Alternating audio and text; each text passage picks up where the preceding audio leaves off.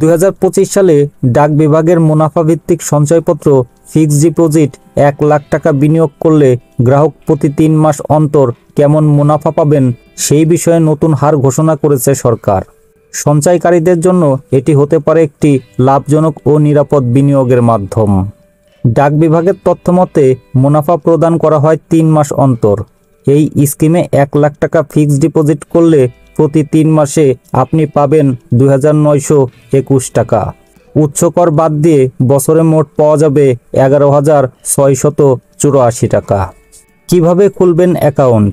এই সঞ্চয়পত্র খোলার জন্য যেতে হবে নিকটস্থ ডাকঘর বা সোনালী, অগ্রণী, রূপালী বা জনতা ব্যাংকের নির্দিষ্ট শাখায়। ফিক্সড ডিপোজিট করতে যা লাগবে: জাতীয় পরিচয়পত্র বা জন্ম সনদ, 2-3 কপি পাসপোর্ট সাইজের ছবি, একজন নমিনির তথ্য ও ছবি।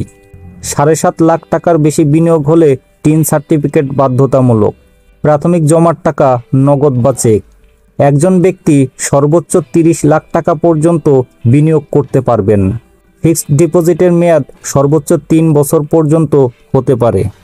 অতিরিক্ত সুবিধা: প্রতি 3 মাসে মুনাফা উত্তোলনের সুযোগ, সরকার নিয়ন্ত্রিত ও নিরাপদ বিনিয়োগ। অভিভাবক হিসেবে সন্তানদের জন্যও অ্যাকাউন্ট খোলা যায়।